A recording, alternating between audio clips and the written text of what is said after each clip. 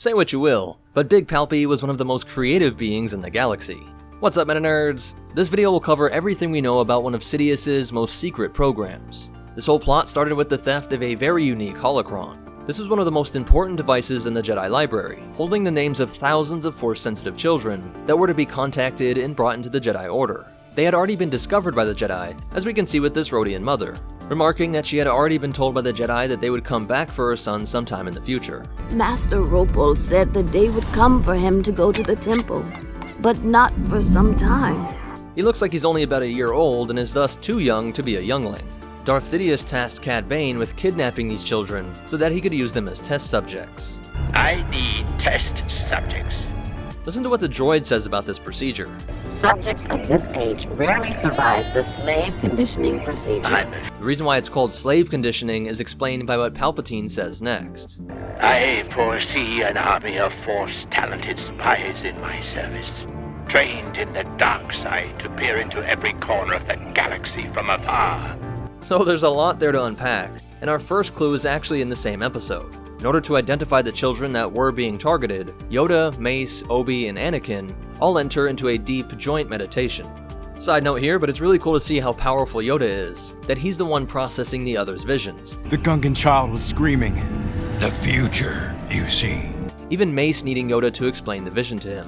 Nautilins. Glee Ansem? Glee Ansem. I see not. You are certain there is no child on Glee Ansem? Into the shadow of the dark side. Taken, the child was.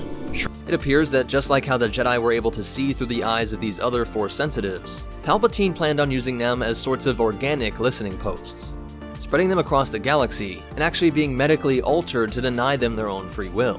This is really one of the most intricate and horrifying plots in all of Star Wars. The slave conditioning would make them like Force-sensitive husks, where they would pick up on the disturbances in the Force, and then their minds could be searched by Sidious, thus allowing him to track down the newly detected Force-sensitive.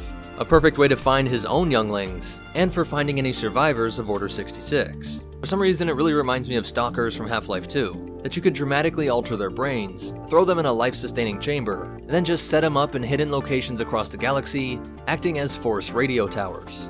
Now, this particular experimentation site on Mustafar was discovered by the Jedi, but everything points to Palpatine starting this scheme back up. Now, both canon and legends tell us that Padawans were collected after Order 66, as the galaxy was full of way more than just those killed at the temple.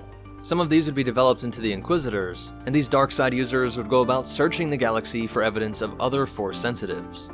The Ahsoka book gives a really great insight into the daily activities and goals of an Inquisitor. At first, we hear how monotonous it is. Quote, "He was reduced to this, sitting on a backwater planet, watching an unruly mob of children until one of them exhibited Force sensitivity that he or she may not actually possess." But moments later, we see an Imperial make a broadcast to units in the area, stating that a potential Padawan survivor had been detected, and the excitement begins. And more to our main question, he states, "This was much better than looking for a child. A child was to be captured and taken for experimentation and corruption. A Jedi, even a lowly Padawan, he could kill." So the Inquisitor was excited to be able to hunt and kill a Jedi, but searching for a child is more of a long, drawn-out process, and that he has to bring it in alive.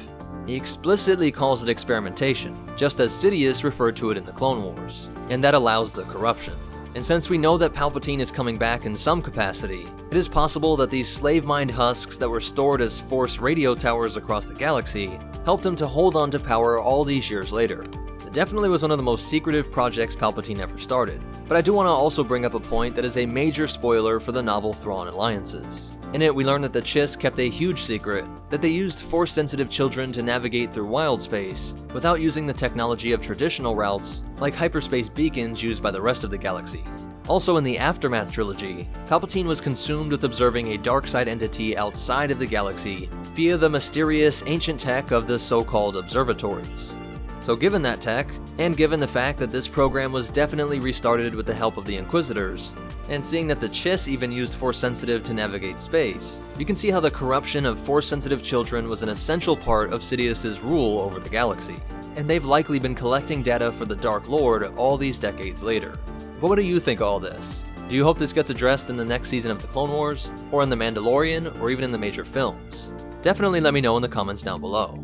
If you want to connect with us on social media, find ways that you can help support this channel without it costing you a thing, or check out our Patreon, be sure to check out the links in the description. Special shout out to our supporters over on Patreon. But most important of all, remember, in a galaxy far, far away, your childhood could have been a lot worse, and the Force will be with you, always.